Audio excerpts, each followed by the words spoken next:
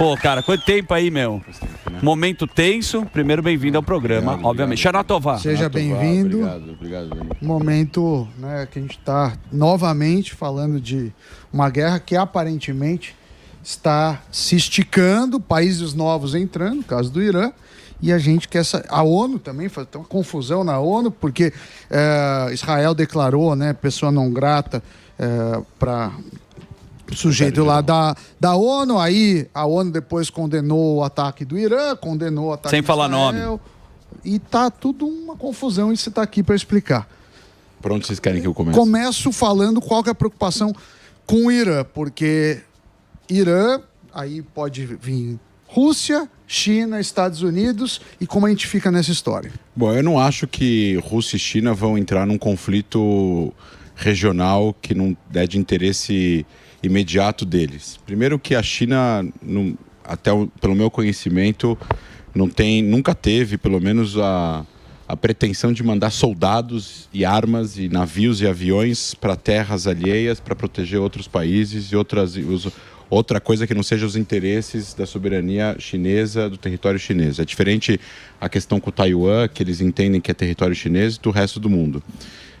A Rússia está lutando uma guerra na Ucrânia, não está bem sucedendo na guerra na Ucrânia, morreram muitos soldados russos, eles estão até agora convocando mais 100 mil, proibiram as pessoas saírem do país, enfim.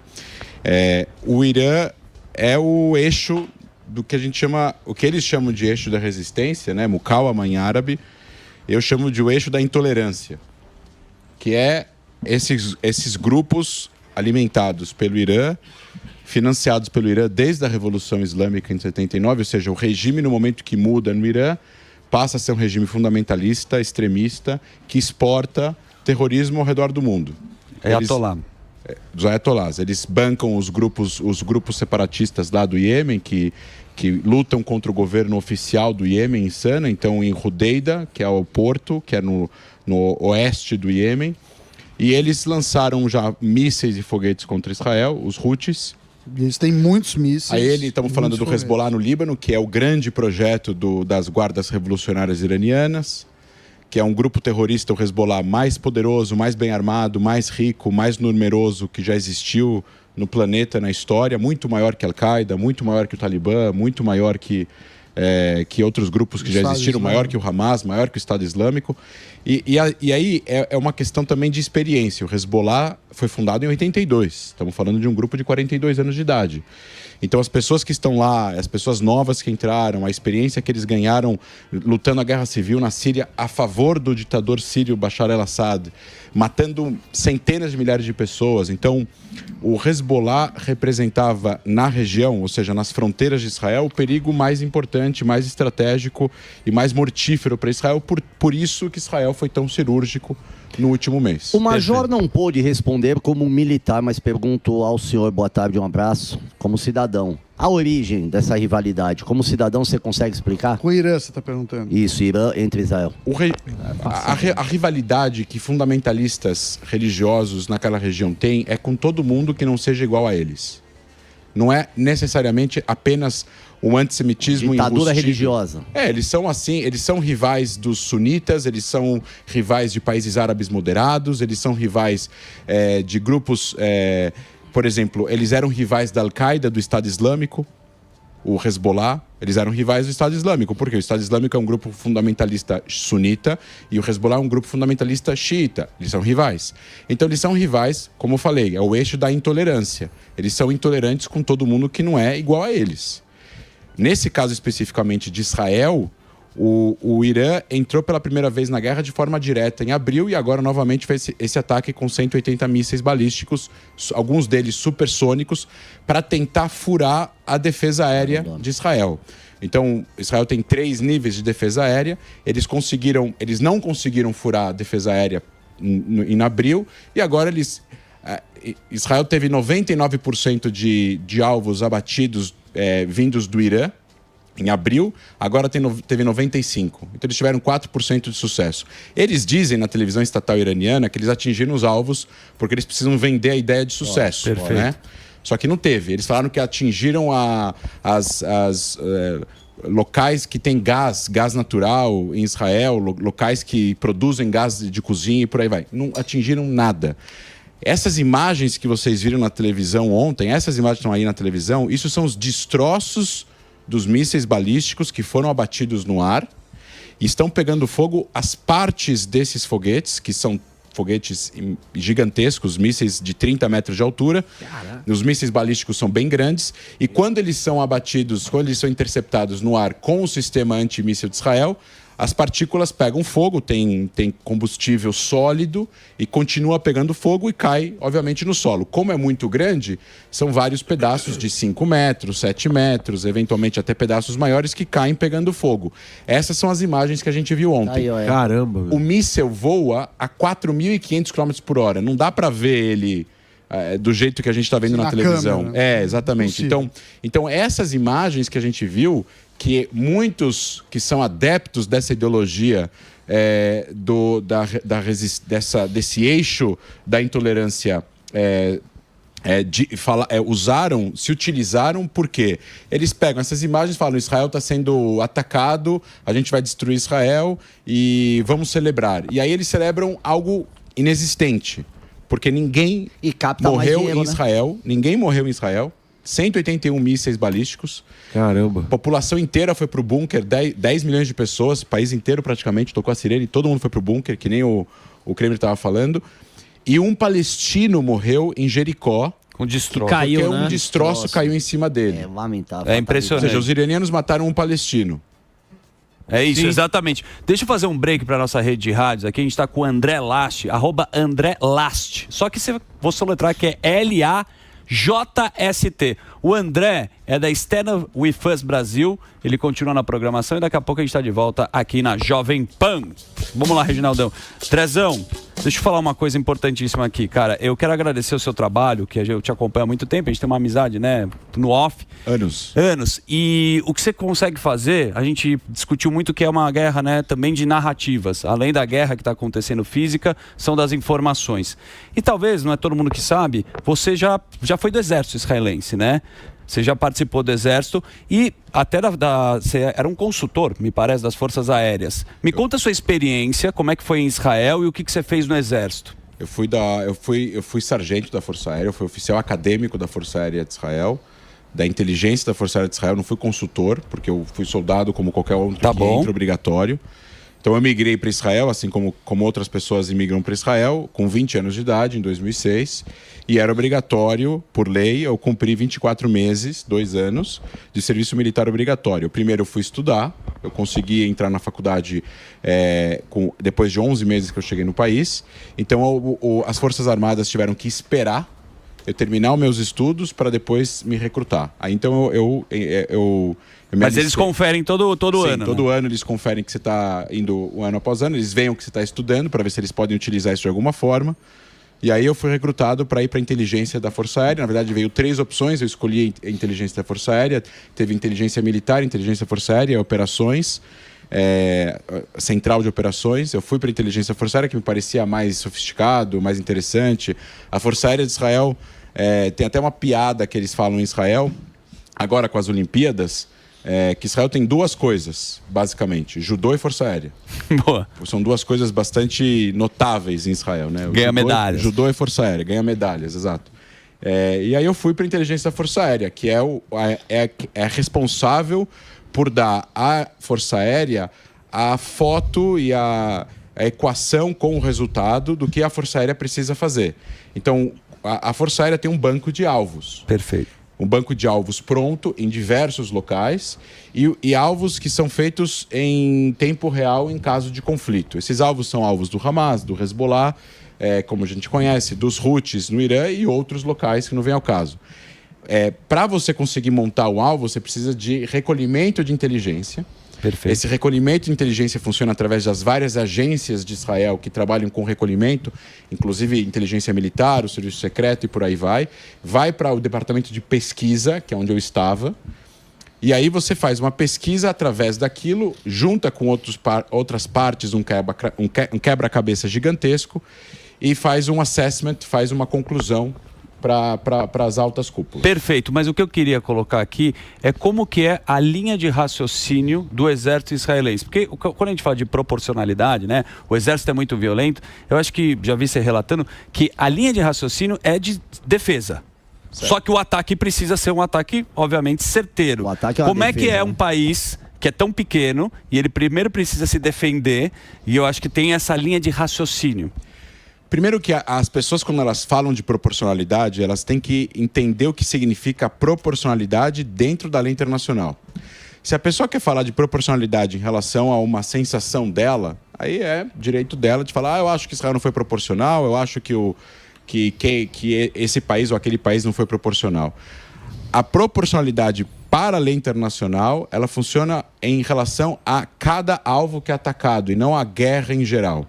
Então, cada alvo que é atacado precisa cumprir determinadas regras da Convenção de Genebra, no sentido de você precisa ter uma vantagem militar para destruir aquele alvo, precisa ter uma vantagem militar considerável e ela tem que ser maior eventualmente, aos efeitos colaterais desse mesmo alvo ser atacado. Então, por exemplo, se você tem um terrorista armado com uma AK-47 que está dentro de uma escola e dentro dessa escola tem 100 pessoas civis que não tem nada a ver com o assunto e você destruir a escola, matar todo mundo para matar esse terrorista, isso é desproporcional.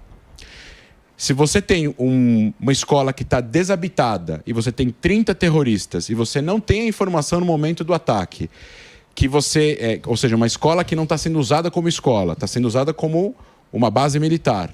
E pela lei internacional, qualquer local que está sendo usado como para beneficiar o conflito armado vira um alvo militar legítimo. E, de novo, para os ouvintes, não é minha opinião, está escrito na lei internacional. Sim, As pessoas podem discordar da lei, mas é o que está escrito na lei. Eu estou passando a lei, não estou passando a minha opinião. Se a escola está sendo usada, ou qualquer local que está sendo usado para, sei lá... armamento bélico. Armamento bélico, uso como esconderijo, como um local de reuniões e está contribuindo para o conflito armado. E lá tem um alto comandante local do Hamas, com mais 30 pessoas, com armas. E por acaso existem também civis lá que não têm informação, que Israel não tem informação no momento do ataque, aquilo não é desproporcional. Mas se tem a informação que tem 2 reféns lá, mesmo assim a lei garante. Aí, se você tem a informação que tem 2 reféns e 30 reféns terroristas. Ou civis? Civis ali que reféns. Reféns israelenses? Isso.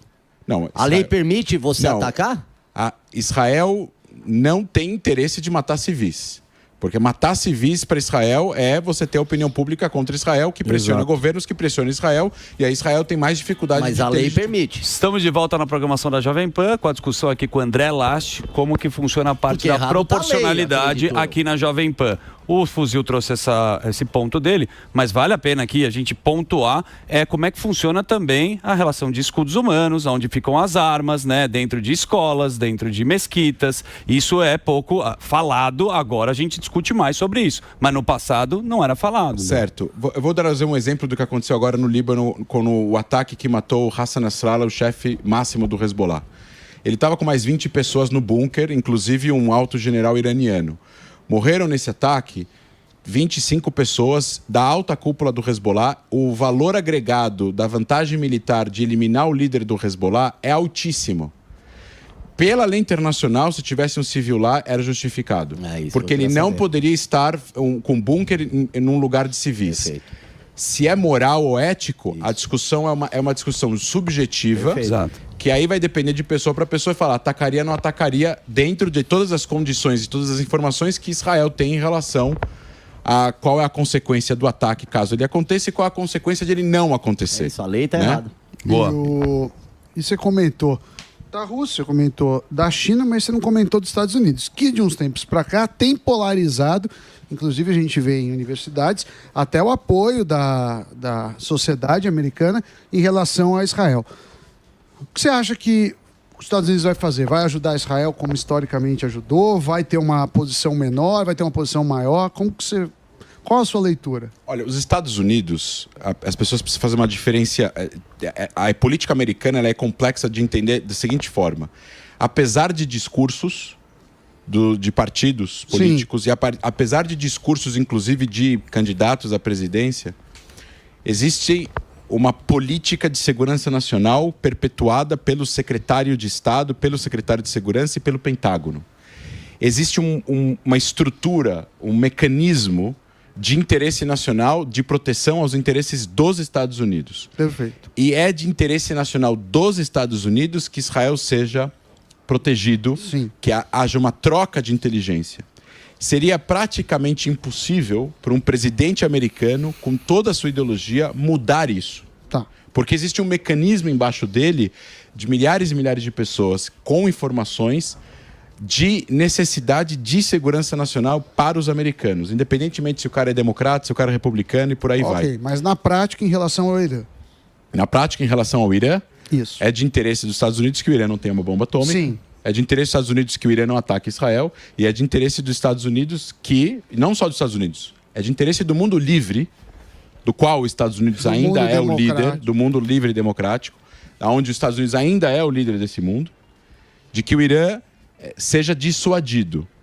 O Irã perdeu a dissuasão. Ele está dobrando a aposta. O Irã está dobrando a aposta com o que eles fizeram ontem. Porque eles não tinham como não responder, de acordo com... Eles foram envergonhados quando o líder do Hamas é assassinado, é morto, é eliminado, né? É uma sequência, né, de êxito do exército israelense. Você tem a eliminação do Fuad Shukri, que era o líder militar do Hezbollah em Beirute. Depois, no dia seguinte, o líder do Hamas morre em Teherã, na capital, num lugar que era das guardas revolucionárias, um QG deles, onde funciona meio que um hotel para dignatários, onde as pessoas são hospedadas, que são convidadas por eles. Ou seja, eles não cumpriram com a premissa básica de segurança para essas pessoas. Eles foram humilhados. Ninguém sabe quem realmente fez esse ataque. Provavelmente nem vai saber. E nem vai saber. Com a ajuda de pessoas do Irã. Com a ajuda de pessoas do Irã infiltrados dentro das guardas revolucionárias. Então eles foram humilhados de tal modo que eles sentiram que eles tinham que responder. Aí quando Israel realmente... elimina toda a liderança do Hezbollah em 2 semanas, toda a linha de comando do Hezbollah foi morta, né? O Irã perde a sua criação mais importante, a sua criação mais cara, de maior investimento em dinheiro nos últimos 40 anos, que é toda a linha de comando do Hezbollah e metade do arsenal. Então, eles sentiram que eles precisavam responder para elevar novamente a moral e talvez criar uma dissuasão em relação a Israel. Mas essa dobra de aposta que eles estão fazendo não vai funcionar. Primeiro, eles não atingiram alvos em Israel. Perderam dinheiro também, eles não mataram pessoas. E eles ameaçaram que se Israel retalhar, eles vão vir com tudo. Segundo o discurso deles. Porque, de novo, isso é muito importante para o espectador. Na cabeça dos iranianos, dos ayatolás, eles estão retalhando uma ação israelense. E se Israel não fizer nada, a conta fecha agora. Na cabeça de Israel, e pelo menos da maior parte das pessoas sensatas que eu conheço no mundo livre, Israel tem que retalhar um ataque iraniano. Sim, e aí eu vou voltar. Como tudo isso começou nessa sequência? Em abril, Israel, sem assumir ainda, atacou um prédio adjacente à embaixada iraniana em Damasco. As pessoas estão falando, inclusive na mídia, que é a embaixada. Não é a embaixada, é o prédio adjacente à embaixada iraniana. A embaixada está lá, as pessoas podem entrar no Google, está intacta. O prédio adjacente, alugado pelas guardas revolucionárias, foi alvejado num ataque aéreo, foi destruído e matou 7 ou 6 generais, oficiais de alta cúpula das guardas revolucionárias. Mas o que eles estavam fazendo ali? Eles estavam participando ativamente na construção do poder bélico e na transferência de armas para o Hezbollah, que já estava atacando Israel desde o dia 8 de outubro. Certo. Aí eu pergunto, eles estavam participando ativamente do conflito armado do Hezbollah com Israel? Então eles são alvo militar legítimo. E outra, o que eles estavam fazendo na Síria? Eles são generais iranianos. E eles estavam se encontrando para transferir armas do Irã para o Hezbollah, que é uma milícia que não deveria ser armada e não deveria ter armas pela própria decisão do fim da guerra civil libanesa. Violação da lei internacional, violação da lei libanesa. Ou seja, Israel não iniciou essa ação. Quem iniciou foram eles. Se eles não tivessem em Damasco fazendo essa reunião, se eles não tivessem transferindo armas para o Hezbollah, Israel não teria business para fazer em Damasco naquele dia 1 de abril. Então, eles, para retalhar essa essa eliminação, atiram em Israel no dia 13 de abril. Professor, E aí, só um segundo, e aí, Claro. assim, importante, Israel não estava iniciando, estava retalhando a uma ação deles. Eles retalham a uma ação que eles entenderam que foi a primeira ação, a ação inicial que foi causada por Israel. Mas, de novo, é só a gente voltar e entender como tudo isso começou. Dia 7 de outubro, 3.000 terroristas do Hamas, financiados pelo Irã, entraram em Israel, fizeram o que fizeram, 1.200 mortos, sequestro, Estupraram. estupro, Queimaram bebês, bebês. queimaram casas, etc. e tal. Então, assim, o que era, então, o que Israel precisava fazer? Todo mundo fala que Israel precisaria agora sentar na mesa de negociações. Exato. Ou falar, ou não retalhar, mas... Então, o que as pessoas deveriam fazer quando terroristas invadem o seu país e matam as pessoas das suas casas? Ficar quieto e não fazer nada? E como que você negocia com terrorista? Porque não é uma briga legal. Terrorista é algo totalmente ilegal. Não é, a falta de proporção que as pessoas estão puxando contra Israel. Por que você acha, André, que isso acontece? As pessoas, a gente vê ao redor do mundo muitas pessoas levantando bandeira a favor, não só a questão da Palestina, mas levantando bandeira do Hamas, cara, de um grupo terrorista. Você acha que essa questão é o antissemitismo? Você acha que isso é uma questão política, que o pessoal vai igual o boizinho, onde determinados grupos falam, Israel tá errado, e eles falam, então é mais político o antissemitismo ou mistura tudo aí? É de tudo um pouco. Primeiro, sim, tem pessoas que são a favor do Hamas e que concordam com a ideologia do Hamas, e aí são pessoas que teriam que ter a mesma conduta religiosa que o Hamas tem.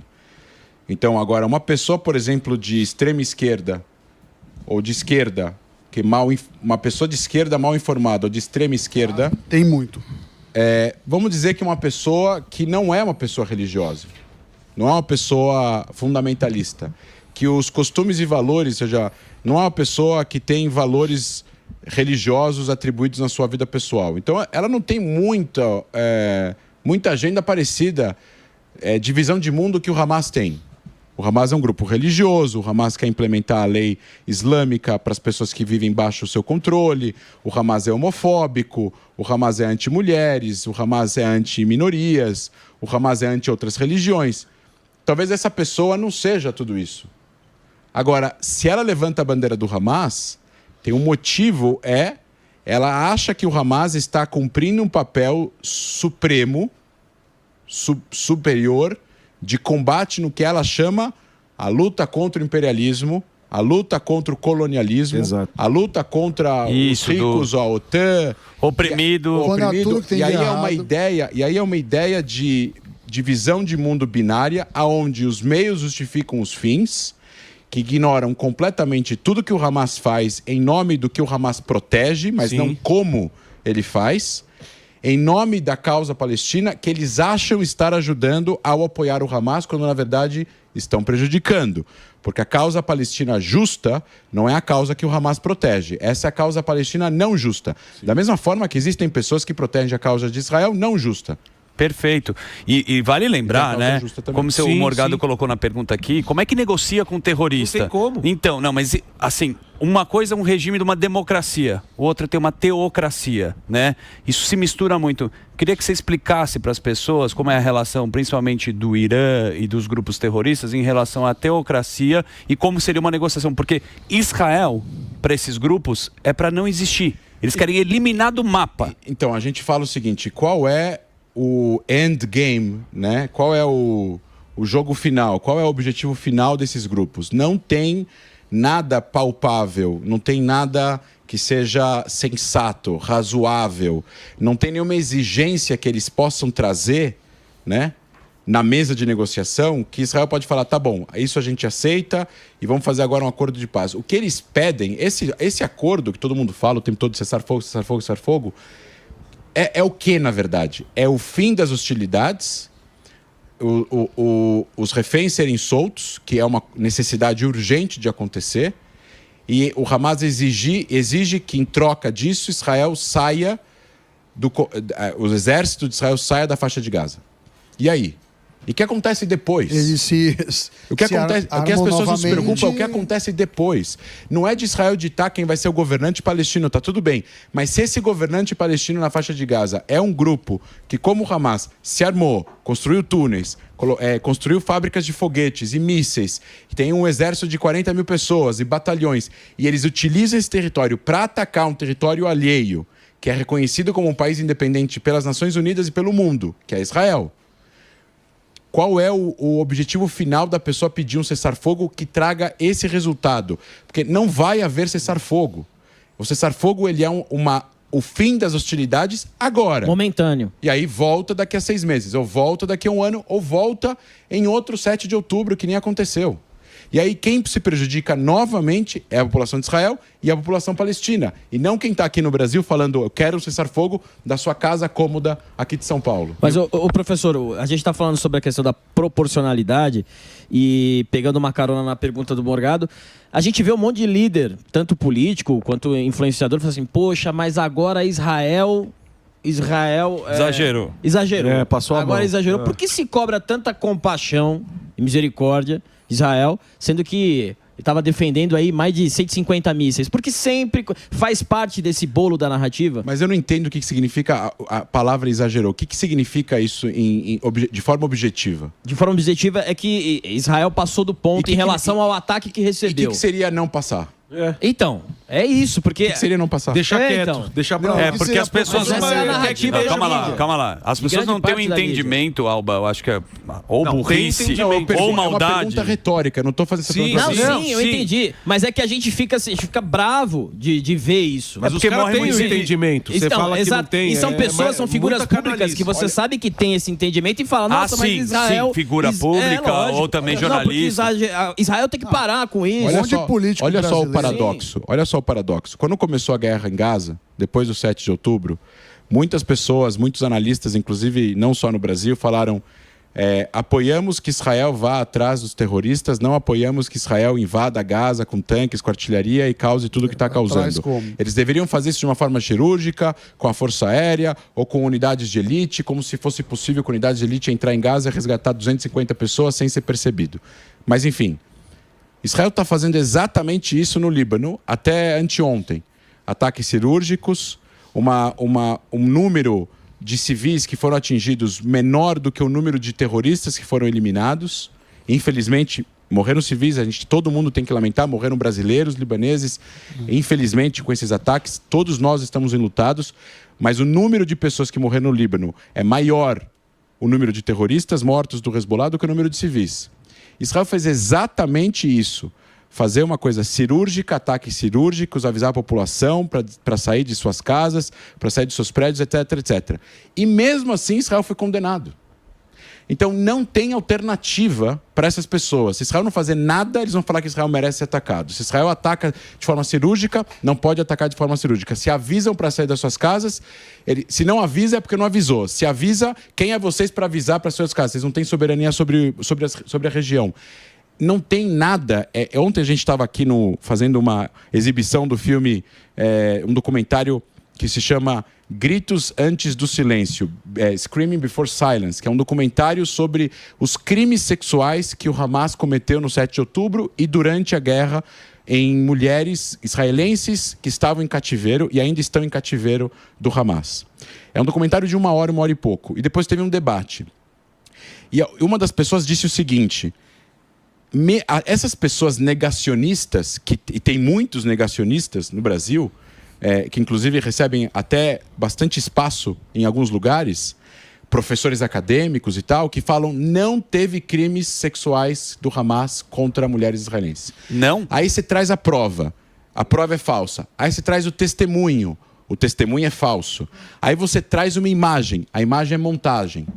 E é impressionante que no momento que você tem o movimento feminista que diz corretamente de que todas as mulheres têm que ser escutadas, independentemente de quem elas sejam, as mulheres israelenses não foram escutadas. Virou político. Então você traz a prova, você mostra, você escancara e mesmo assim a pessoa tem uma cegueira ideológica. Por quê? Porque ela não ajuda na narrativa que ela tem como a coisa mais importante. Por que os crimes sexuais do Hamas são rejeitados por aqueles que apoiam o Hamas aqui no Brasil, a extrema esquerda brasileira, ou até mesmo em alguns lugares nos países árabes e islâmicos? Por 2 motivos. Na extrema esquerda, se o crime do Hamas fica escancarado de forma premeditada, e foi premeditado porque teve centenas de atos criminais, criminosos, de crimes sexuais perpetuados por terroristas do Hamas contra as mulheres israelenses, contra homens israelenses também, de forma premeditada. Eles acreditam que o Hamas é freedom fighters, guerrilheiros pela liberdade, luta contra o imperialismo. Revolucionário. Se você é um bando de estuprador, você perde. Não tem como normalizar estupro. Estupro não é aceito em nenhum lugar. Não importa qual causa você está protegendo e quem você tá, e com quem você está lutando. O teu inimigo, pior que ele seja, você não vai violar as mulheres. É proibido. É imoral, é antiético, é tudo. É criminoso, é bárbaro.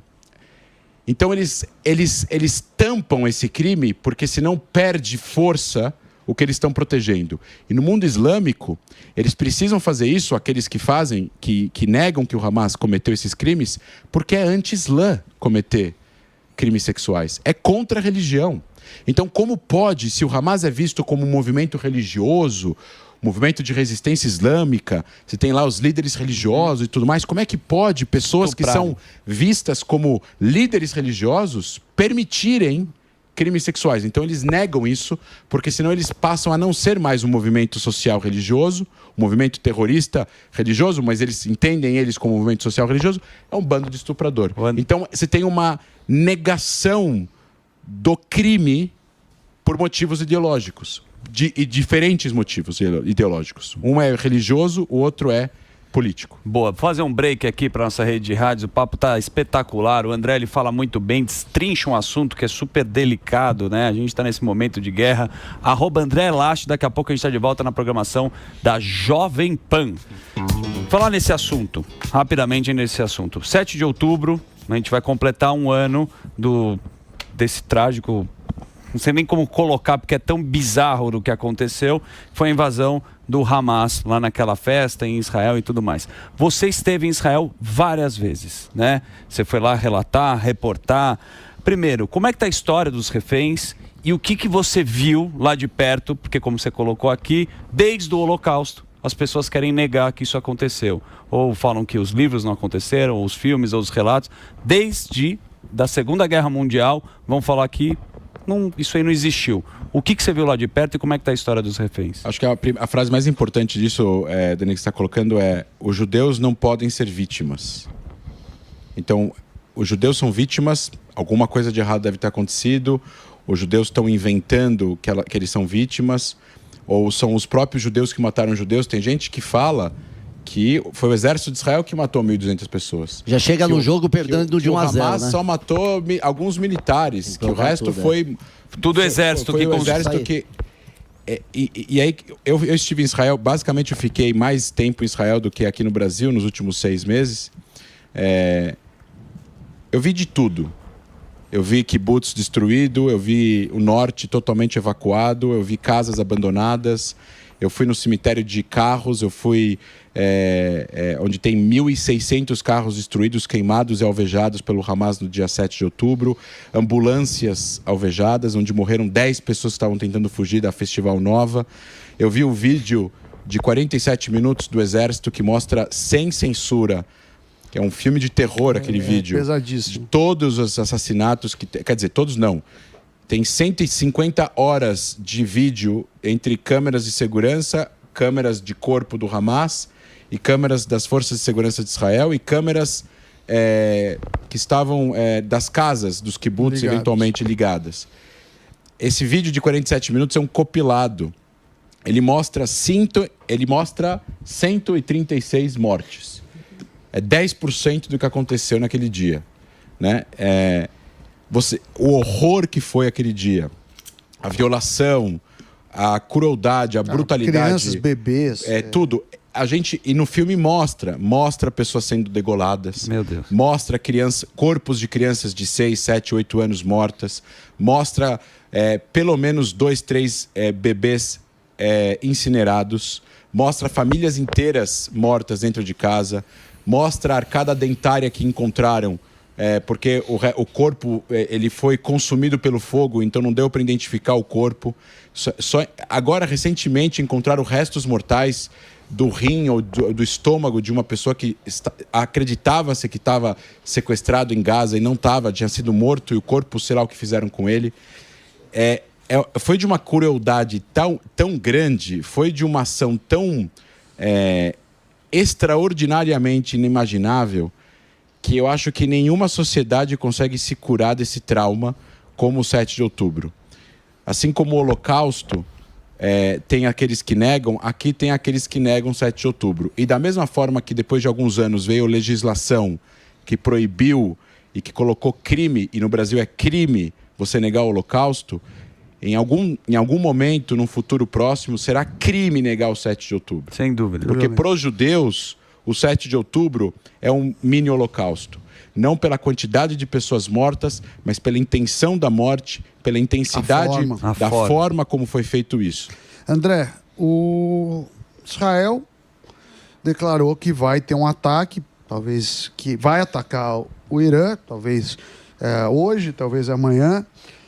Quais são os próximos passos? Pelo menos o que indica os próximos passos? É Israel atacando? Você acha que o Irã vai quadriplicar a aposta? Como que você faz essa previsão? Assim, porque, pelo menos no discurso, os dois estão falando que vão atacar nas próximas horas. Não, Israel não tem como. Em abril, vamos resgatar, né? Em abril, quando o Irã atacou, 99% do que eles lançaram foi interceptado no ar. Acho que caiu 1 ou 2 mísseis em áreas abertas. O que Israel fez? Israel, primeiro, foi uma vergonha para o Irã. Eles não atingiram nenhum alvo. Agora aconteceu isso de novo, só que as imagens dos destroços pegando fogo... Parece que Israel está sendo destruída e tudo mais. Eles utilizam disso como dissuasão. Só que o que eles fizeram, no sentido de...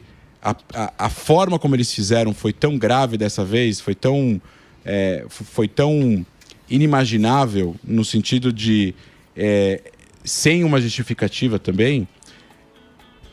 Eu acho que a forma como Israel está falando e se comunicando com o mundo, Israel vai ter que responder. Em abril, como Israel fez, Israel não assumiu isso, né?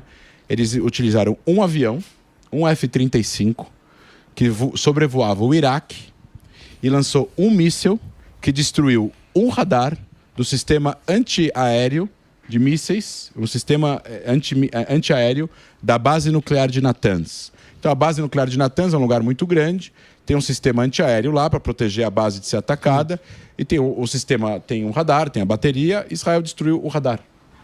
Só, é um gesto tão... ninguém morreu, ninguém ficou ferido. Eles cutucaram o Irã, falaram: olha, a gente tem como destruir o local, a sua arma mais importante, na base mais importante do seu programa mais importante.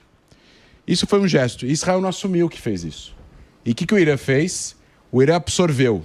Eles falaram que não aconteceu nada, que foi um acidente lá, essa explosão, que explodiu um tanque de gasolina e acabou. Então, Israel permitiu para o Irã absorver, o Irã fez um downplay para não precisar responder de novo e ficou elas por elas. E aí, agora aconteceu de novo. Israel eliminou líderes de grupos terroristas que estão atacando Israel, faz parte da guerra, e o Irã atacou Israel. Agora Israel está falando que vai responder ao Irã de forma aberta e forte e exemplar. Dolorosa e por aí vai. E outra coisa, em relação ao Irã e ao Hezbollah, existe um consenso muito grande, não que em relação ao Hamas não tenha, mas Israel está dividida em relação ao acordo ou não acordo para soltar os reféns, que é super importante. Mais da metade estão vivos, 50 e poucos estão vivos, se sabe que estão vivos. Então, para um cessar-fogo... E aí tem aqueles que estão protestando toda semana para o governo fazer um acordo para que tenha um cessar-fogo para que os reféns voltem. E a questão é que o Hamas exige que esse acordo acompanhe uma retirada total de Israel da faixa de Gaza, o que devolveria Gaza para o Hamas, mesmo que destruída quase na sua totalidade, o que devolveria o Hamas ao governo, o controle. a sua força, o que eles precisam para continuar existindo. E Israel, o governo de Israel não vê isso como uma possibilidade, porque voltaria para o dia 6 de outubro e tudo seria até agora, tudo que teria acontecido até agora seria em vão. Em relação ao Irã e ao Hezbollah, é diferente. Israel, primeiro, não tem reféns lá. Segundo, que Israel não tem nenhum território libanês. Terceiro, Israel não tem problema com a população libanesa que quer paz com Israel. E tem uma parcela da população do Líbano que gostaria muito que tivesse paz entre os dois países. E o Irã está a 1.200 quilômetros, 1.500 quilômetros de distância. O Israel não tem business com o Irã. Então, o fato do Irã atacar Israel dessa forma, você tem aí a oposição de Israel, os mais críticos ao governo de Israel, da oposição israelense, o líder de esquerda, Yair Golan, que foi general, todos concordam que precisa responder o Irã. E agora a pergunta é o que eles vão fazer. Boa. E a forma que eles vão fazer e o que isso vai causar no regime. E se o regime vai conseguir absorver, não absorver, fazer um downplay ou eventualmente vai elevar. Agora, o Irã tem um arsenal de 3.000 mísseis balísticos. E para você atirar esses mísseis, você precisa ter um sistema todo operacional. Você não consegue atirar mais de 200 de uma vez. Por isso que eles atiraram 200, 180. E para você recarregar demora 6, 7 horas. Não é uma coisa simples, é um negócio grande, tem silos e tudo mais. Então, assim, o Irã está muito mais exposto, é muito mais fraco militarmente, está numa posição muito mais isolada, ele tem muito menos poder bélico do que a capacidade bélica e militar e tecnológica de Israel. Só que Israel escolhe não usar. Porque Israel tem como destruir metade do país, mas não vai. E arma nuclear? O Irã não tem armas nucleares. Não, é uma discussão. Ele tem usina. Não, eles têm urânio enriquecido a quase 90%, que é o yellow cake, né? Que é o que precisa fazer a bomba. Só que para isso você precisa ter urânio acima de 90%, depois você precisa ter a bomba, você precisa fazer o artefato. Normalmente você faz o primeiro artefato, o artefato é gigante, que nem mostra no filme Oppenheimer, que é um negócio gigantesco. E aí você precisa fazer a bomba miniatura, que aí você vai fazer uma bomba do tamanho de uma mesa, e aí você coloca essa bomba numa ponta de um míssil. Só que eles não têm o artefato. Você precisa de pesquisa, precisa comprar elementos, partes, que né, é muito escasso os lugares que fabricam essas partes, e a inteligência do mundo inteiro vai descobrir, e aí tomaria uma ação se eles já estão a caminho de construir o artefato. Bom, já que a gente está no papo do Irã, desculpa, só para a gente ficar nesse lugar, no passado, na década de 70, né, antes de entrar os ayatollahs, tinha a comunidade judaica que vivia no Irã, né? Ainda tem Judeu que vive no Irã. Uns 8 mil. Uns 8 mil. Pegando no Líbano, né, a gente tem uma comunidade aqui cristã, tem muitos libaneses aqui no Brasil. 10 milhões de descendentes. 10 milhões, acho que mais no Brasil do que tem no Líbano, isso, inclusive. De descendentes, 10 milhões de libaneses no Brasil. Então a gente está falando que essa guerra não é contra o país, né? São contra grupos terroristas. Mas é importantíssimo colocar esse lugar. Como que essa civilização mora lá e como que esses grupos tomaram... você tem uma ordem cronológica histórica muito interessante. Como é que esses grupos tomaram o poder dessas regiões? Bom, primeiro, o Líbano, assim como Israel, territórios palestinos, Jordânia, Síria, é o Levante. Tá? Eram regiões levantinas. Teve várias conquistas regionais naquela região, dos impérios, a gente tem que voltar para trás. Isso até é interessante colocar aqui, que as pessoas falam, a gente é imperialista, a gente é anti-imperialista. Legal. O Israel lutou contra 2 impérios para se fundar, né? Contra os otomanos e depois contra os ingleses. Então, chamar Israel de imperialista, Israel é a personificação de um país que foi fundado contra 2 impérios que controlavam a região antes dele. E aí você tem o Líbano, assim como a região do Levante, teve uma imigração gigantesca de pessoas nômades politeístas no passado. Antes, se a gente voltar para trás, a gente tem a terra de Israel, a terra de Canaã, os judeus, a fundação, a criação, a fundação, o nascimento do judaísmo, o nascimento do cristianismo começa lá, depois acaba acontecendo mais na Europa.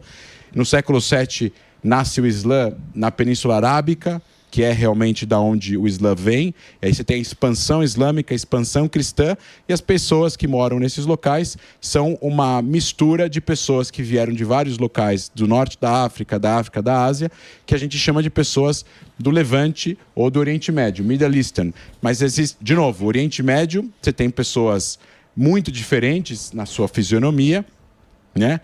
Um árabe do Egito, ele é diferente de um árabe dos Emirados Árabes. Perfeito. O egípcio é muito mais...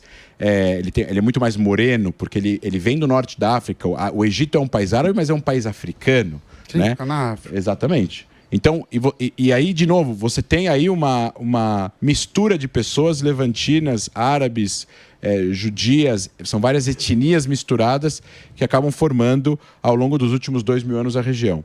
Os grupos em si começam a se formar, esses grupos, Hamas, Jihad Islâmica. Então, assim, a gente tem que lembrar que o fim da Primeira Guerra Mundial, onde o Império Otomano cai, que seria o califado, né, o sultão do Império Otomano, o grande líder de toda essa região. Depois que ele cai, aí começa a entrar os europeus na região. Aí surge um movimento no Egito chamado Irmandade Muçulmana, em 1920, com Hassan el-Banna e Said Qutb, que eram líderes religiosos que queriam fazer com que o país ou a região tivesse um regimento religioso como constituição e não se modernizasse, algo que estava acontecendo com a vinda dos europeus. Eles achavam que os europeus iriam converter as pessoas para o cristianismo, Secular. queriam começar a usar calça jeans, e aí veio os Ocidentalizar. rádios, ocidentalizar e tudo mais. É uma proteção cultural. Só que eles queriam proteger de uma forma extrema. Não era apenas proteger, era voltar para trás. É voltar para o século VII, o século VIII. E aí, esse movimento é ilegalizado no Egito. No Egito, pelos árabes. Eles são presos, alguns são mortos, outros são colocados no exílio e por aí vai. E esse movimento cresce, tenta ganhar espaço como movimento religioso social em vários países. Só que movimentos religiosos sociais islâmicos são um perigo para a sociedade islâmica. Não estou falando que o Islã é um perigo. O movimento social islâmico radical fundamentalista. O movimento social islâmico não fundamentalista não é um problema. Não me entendam, não me interpretem, não vale fazer... Sim, não, tem uma divisão. Tirar do contexto. Não tirar do contexto. Vamos lá.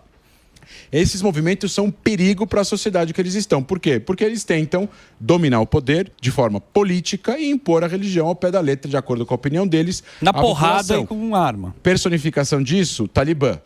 Boa. Estado Islâmico.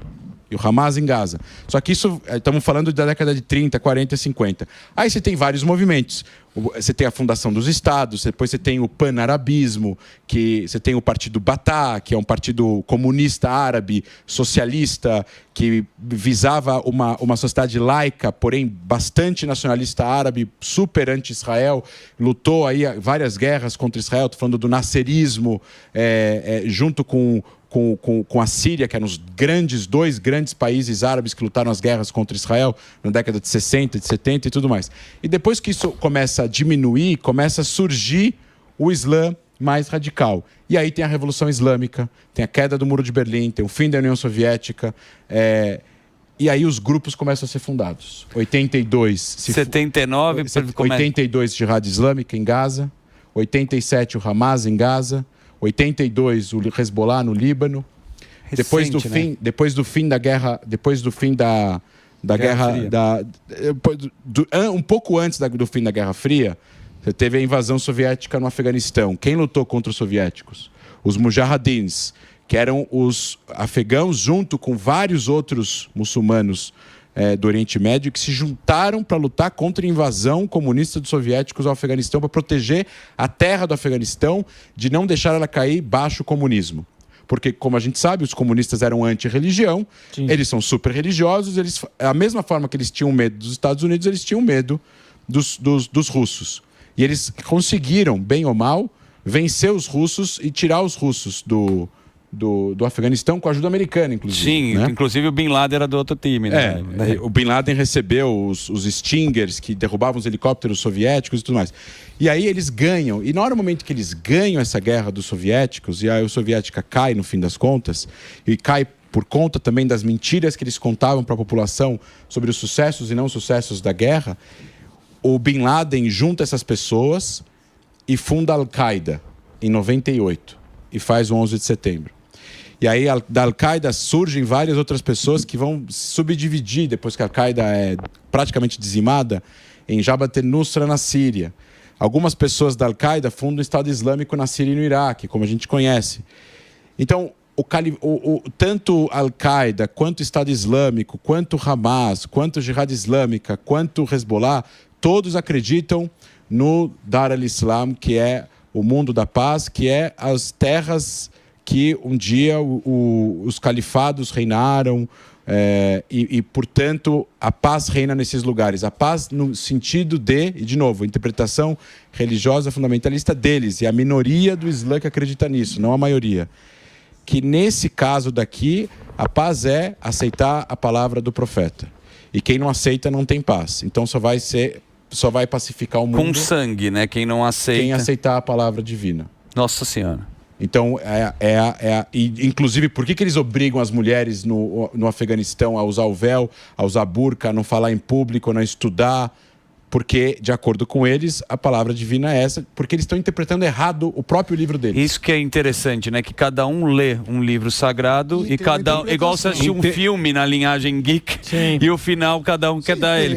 Completamente, entende como é conveniente. Sabe qual é a solução? Como é conveniente, exatamente. E sabe qual é a solução? Primeiro, guerras religiosas não tem solução. Porque você está discutindo com dogma. Não existe, não tem como, Mas a solução para isso...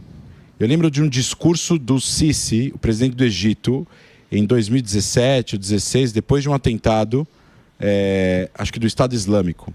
E ele fez um discurso, acho que na Jordânia, falando que ele chamou o mundo islâmico para pegar a responsabilidade com as mãos e disse o seguinte: o que nós estamos criando e como nós vamos combater esses seres que deturpam a religião e a causa e estão tomando a religião e essas causas com as próprias mãos, em nosso nome, sem autorização, e causando isso que eles estão causando. A resposta para esse tipo de fundamentalismo, Hamas, Jihad Islâmica, Hezbollah, o regime dos ayatollahs no Irã, que banca tudo isso com 5 bilhões de dólares por ano, vai vir de dentro do mundo árabe, de dentro do mundo islâmico. É eles que vão um dia... E esperamos todos que em breve... Se libertar disso aí, né? Se libertar de tudo isso através de uma revolução que eles vão fazer. Eles vão conseguir fazer isso. Você acredita mesmo nisso? Porque onde falta o pão, falta a razão, né? É assim, é uma aula que o André deu aqui. Muito bom. Assim, Tá cara, maluco. impressionante.